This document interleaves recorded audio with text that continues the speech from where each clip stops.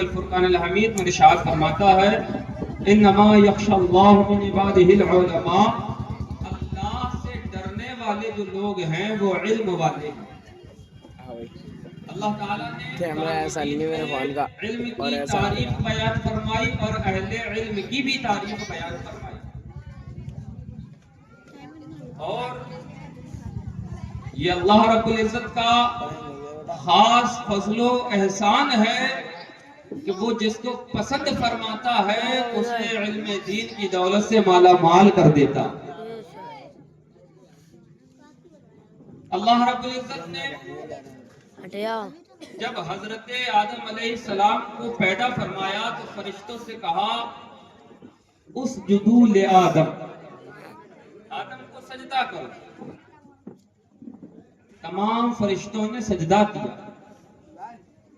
لیکن اس سے پہلے جب آپ قرآن پڑھیں گے تو آپ کو پتہ چلے گا کہ جب اللہ تعالیٰ نے یہ ارادہ فرمایا کہ میں اپنا جانشین، اپنا خلیفہ زمین میں پیدا فرماؤں، تو فرشتوں نے اس پر اللہ کی بارگاہ میں یہ عرض کی کہ اے پروردگار، جو تو چاہتا ہے وہی ہوتا ہے، تو کن فرماتا ہے ہو جاتا ہے، لیکن اے پروردگار تو اپنا خلیفہ کیوں بنانا چاہتا ہے؟ تیری عبادت ہم کر تو رہے ہیں، تیری بندگی ہم کر تو رہے ہیں، تیری پاکی ہم بیان کر تو رہے ہیں، تیری تسبیح ہم بیان کر تو رہے ہیں، تو انسان کو پیدا کرنا چاہتا ہے، انسان جو زمین میں قتل و غارت کرے گا، جو فتنہ و فساد کرے گا، جو خون بہائے گا، جو گناہوں کے بازار کو گرم کرے گا۔ اللہ رب العزت نے فرمایا اے میرے پیارے فرشتوں، جو میں جانتا ہوں وہ تم نہیں جانتے، جو میں جانتا ہوں وہ تم نہیں جانتے۔ پھر اللہ رب العزت نے فرشتوں سے کہا اچھا بتاؤ یہ چیز کیا ہے، یہ چیز کیا ہے؟ تفسیر میں آپ جائیں گے تو پتہ چلے گا۔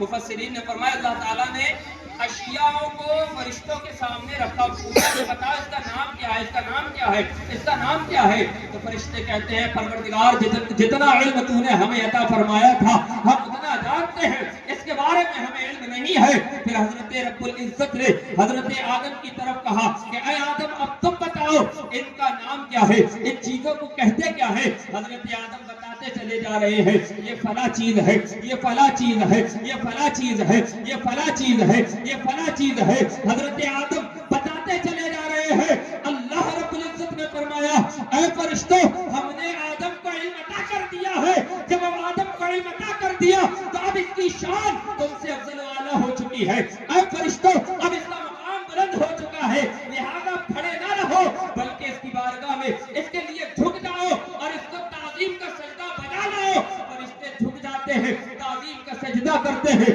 ادب و احترام بجا لاتے ہیں۔ فرشتوں کے درمیان ایک انسان کو جو مقام و مرتبہ ملا ہے، جو فوقیت ملی ہے، جو شان اور عظمت ملی ہے، وہ کس کے ذریعے ملی ہے؟ علم کے ذریعے ملی ہے۔ علم کے ذریعے سے اللہ رب العزت نے حضرت آدم کو عرفہ و اعلیٰ کر دیا اور کہا فرشتوں سے فرشتوں سجدہ کرو۔ فرشتوں نے سجدہ کیا۔ عزیزان ملت اسلامیہ اب ذرا یہاں پر غور کیجئے، ذرا یہاں پر اپنے ذہن پر دباؤ ڈالیے تو آپ کو پتہ چلے گا جب بندے کو علم آتا ہے، جب بندے کے سینے میں علم جو ہے سرائیت کر جاتا ہے، پھر اس کے اوپر جو ہے چیزیں جو ہیں وہ کھل کھل کے سامنے آنے لگتی ہے، وہ جان جاتا ہے یہ چیز کیا ہے، جان جاتا ہے وہ چیز کیا ہے، جان جاتا ہے یہ چیز کیا ہے۔ اور یہاں تک علماء فرماتے ہیں کہ اے لوگوں سنو، علم ایک ایسی چیز ہے کہ جس کے سبب سے بندہ اپنے رب کو پہچانتا ہے۔ اگر علم ہے تو رب کو پہچانتا ہے، علم نہیں ہے تو وہ رب کو بھی نہیں پہچان پاتا۔ اور آپ آئیے امام غزالی کی احیاء العلوم اٹھا کے دیکھیے، آپ فرماتے ہیں کہ اے لوگوں سنو، انسان اور جانور کے درمیان جو فرق واضح کرتا ہے، جو چیز ہے، جو فرق جو ہے ظاہر کرتی ہے، وہ علم ہے۔ اس لیے کہ انسان کو جو مقدم کیا گیا، انسان کو جو عرفہ و اعلیٰ کیا گیا، وہ علم کے سبب کیا گیا، ورنہ کھانا کھانا اگر یہ انسان کو افضل و اعلیٰ کرتا تو پھر جانور بھی کھانا کھاتا ہے۔ پانی پینا اگر یہ انسان کو عرفہ و اعلیٰ کرتا تو جانور بھی پانی پیتا ہے۔ اور تمام طریقے کے معاملات دیکھ لیجئے، جو انسان کرتا ہے وہ جانور بھی کرتے ہیں۔ عزیزان ملت اسلامیہ، انسان اور جانور کے درمیان جو چیز فرق واضح کرتی ہے، جس چیز سے فرق پیدا ہوتا ہے، وہ علم ہے. اگر تیرے سینے میں علم ہے, اگر تیرے پاس علم ہے, تو پھر تیرا مقام اور مرتبہ ادنا نہیں ہے بلکہ تیرا مقام و مرتبہ عرفہ و اعلیٰ ہے. اور اگر تیرے پاس علم نہیں ہے تو پھر اس کو تو قرآن میں اللہ نے بھی بیان فرمایا ہے, واضح الفاظ میں رب نے فرمایا ہے, علم والے اور بغیر علم والے برابر نہیں ہے. جو علم والے ہیں وہ اعلیٰ ہے, جو علم والے ہیں وہ عرفہ ہے, جو علم والے ہیں وہ بڑے ہیں, اور جو بغیر علم والے ہیں وہ ان علم والوں کی برابری نہیں کر سکتے. عزیزان ملت اسلامیہ, علم کوئی سا بھی ہو, چاہے عربی کا علم ہو, چاہے وہ اردو کا علم ہو, چاہے وہ ہندی کا علم ہو, تعلیم جو بھی ہو, انسان اگر اس نیت سے سیکھتا ہے کہ میں دین کی خدمت کروں گا, میں قوم کی خدمت کروں گا, میں معاشرے کی بھلائی اور فلاح کے لیے کام کروں گا, تو پیارے اس کا ڈاکٹر بننا بھی یہ علم دین ہے, اس کا انجینئر بننا بھی علم دین ہے, اس کا جو ہے پروفیسر بننا بھی علم دین ہے, اس کا حافظ و عالم بننا بھی علم دین ہے. اور اگر وہ اس کی نیت یہ ہے کہ مجھے دنیا کمانی ہے, مجھے دنیا جمع کرنی ہے, مجھے دنیا میں اپنا بڑا بنگلہ بنانا ہے, دین کی خدمت کا کوئی درد نہیں ہے, قوم کی خدمت کا کوئی درد نہیں ہے, پھر وہ کیسا ہی علم حاصل کر لے وہ اس کو فائدہ نہیں دے گا. علم وہی فائدہ دے گا جو دین کی خدمت کی نیت سے سیکھا جائے, قوم کی خدمت کی نیت سے سیکھا جائے. یارو آج دیکھو نا, آج مدارس اسلامیہ میں جو پڑھتے ہیں, کوئی حفظ کر رہا ہے, کوئی مولویت پڑھ رہا ہے, کوئی تخصص کر رہا ہے, کوئی حافظ بن رہا ہے, کوئی عالم بن رہا ہے, کوئی مفتی بن رہا ہے, اور پھر جب یہ مدرسے میں 9 سال گزار کے 10 12 سال گزار کے جب قوم کے درمیان آتے ہیں تو ان کا مقصد کیا ہوتا ہے؟ قوم کی خدمت ہوتی ہے, قوم کا فلاح اور قوم کو ترقی کی طرف لے جانا ہوتا ہے.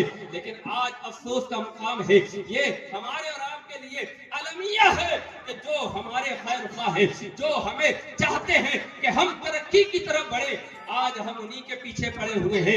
یاد رکھو یارو, آج ہم اپنے علماء کا, اپنے علم والوں کا ادب نہیں کریں گے تو پھر یاد رکھو اس چیز کو اور ذہن میں بیٹھا لو, پھر وہ وقت آئے گا تو میرے مصطفیٰ نے فرمایا علم اٹھا لیا جائے گا, علم نہیں ہوگا, لوگ جاہل ہوں گے, جاہلوں کو اپنا سردار بنائیں گے, جاہلوں سے مسئلے پوچھیں گے, جاہل خود گمراہ ہوں گے اور لوگوں کو بھی گمراہ کرتے ہوں گے. کیا آج آپ کو نہیں پتا کتنے ایسے مسائل ہیں جو لوگ بیان کرتے ہیں لیکن وہ بالکل دین کے خلاف ہے, انہوں نے بس سنی سنائی بات کو بیان کر دیا. آج آپ نہیں دیکھتے سوشل میڈیا پر کتنے لوگ ہیں جو بیٹھے ہوئے ہیں, کوئی بھی ٹوپی لگا کے, داڑھی رکھ کے, اور سوشل میڈیا پہ آ کے بیٹھ جاتا ہے, نیچے کچھ بھی لکھ لیتا ہے اور وہ بات بیان کرتا ہے. آدمی کیا کہتا ہے, ہم نے فلاں مولانا سے سنا تھا, فلاں مفتی صاحب سے سنا تھا, ارے وہ موبائل پر آئے, ان کے اتنے ہزار سبسکرائبر ہیں, اتنے زیادہ فالوور ہیں, انہوں نے یہ بتایا تھا. جبکہ مسئلہ کیا ہوتا ہے, شریعت کے بالکل خلاف ہوتا ہے, دین سے اس کا کوئی تعلق نہیں ہوتا. ایسے مسائل جو ہے نا ہمارے معاشرے میں عام ہے لیکن لوگ اس کو سمجھ رہے ہیں, اسی کو صحیح اور حق جان رہے ہیں. لیکن اگر تیرے پاس علم ہوگا, تیرے پاس علم کا نور ہوگا تو تو پہچان لے گا یہ مسئلہ بیان کرنے والا صحیح بیان کر رہا ہے یا یہ مسئلہ بیان کرنے والا غلط بیان کر رہا ہے. لیکن یارو یاد رکھو, یہ علم جو ہے یوں ہی نہیں آ جاتا, اس کے لیے بڑی محنتیں کرنی پڑتی ہے, اس کے لیے بڑی مشقتیں کرنی پڑتی ہے, اس کے لیے بڑے پاپڑ بیلنا پڑتے ہیں, اس کے لیے بڑی صعوبتیں برداشت کرنی پڑتی ہے. آؤ میں تمہیں لے کے چلتا ہوں, ایک بہت بڑے امام ہے جو امام منطق بھی ہے, امام فلسفہ بھی ہے, جنہوں نے بہت ساری کتابیں لکھی ہیں. ان کی کتابیں آج مدرسے میں پڑھائی جاتی ہے. جب تک بچہ ان کی کتابیں نہیں پڑھتا صحیح معنی میں وہ مولوی نہیں ہو سکتا. حضرت سعد الدین تفتازانی ہے, اللہ اکبر, امام المنطق ہے, منطق میں امام کا درجہ رکھتے ہیں. وہ شخصیت ہے جب آپ کی طالب علمی کا زمانہ تھا, جب آپ پڑھا کرتے تھے, جب آپ علم حاصل کیا کرتے تھے. آج ہمارا معاملہ کیا ہے عزیزان ملت اسلامیہ, اگر مدرس پڑھانے والا حافظ صاحب نے ہمارے بچے کو ایک چاٹا مار دیا تو ہم آگے حافظ صاحب میں اس کا پورا کام دیتے ہیں اور کہتے ہیں حافظ صاحب آپ کو ایسے نہیں مارنا چاہیے تھا, آپ کو ایسے سختی نہیں کرنی چاہیے تھی. اور بعض ایسے بھی جاہل ہوتے ہیں جو یہ بھی کہہ دیتے ہیں ارے ان کی اولاد نہیں ہے اسی لیے تجھے ایسا مارتے ہیں, ان کی اولاد ہوتی تو پتہ چلتی. عزیزان ملت اسلامیہ, آؤ سعد الدین تفتازانی کی بارگاہ میں چلتے ہیں.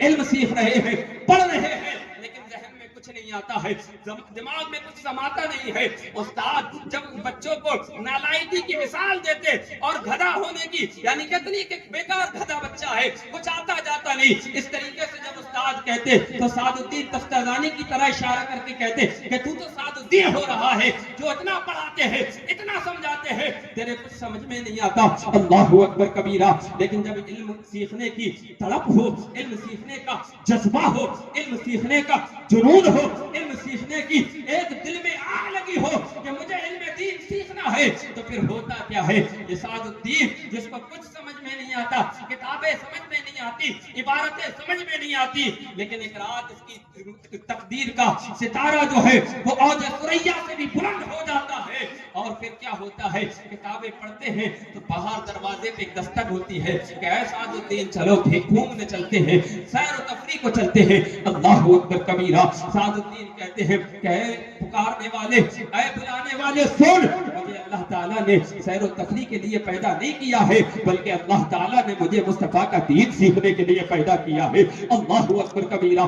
لیکن کتابیں کچھ سمجھ میں نہیں آ رہی ہیں، عبارتیں سمجھ میں نہیں آ رہی ہیں، جو پڑھتے ہیں وہ سمجھ میں نہیں آتا ہے، لیکن دل میں ایک لگن ہے کہ پڑھنا ہے، ایک جنون ہے، سیکھنا ہے، ایک آگ لگی ہے دل میں علم حاصل کرنے کی۔ اللہ اکبر کبیرہ۔ پھر دوبارہ دستک ہوتی ہے، اے سعد الدین چلو کھیلنے چلتے ہیں، چلو تھوڑی کھیل کود کرتے ہیں۔ پھر سعد الدین یہ جواب دیتے ہیں کہ اے پکارنے والے سن، مجھے اللہ تعالیٰ نے کھیل و کود کے لیے پیدا نہیں کیا ہے، مجھے تو اللہ نے مصطفیٰ کا دین سیکھنے کے لیے پیدا کیا ہے۔ اللہ اکبر کبیرہ۔ حضرت سعد الدین نے یہ جواب دیا، اور پھر انہیں کتابوں کی طرف نظریں جمع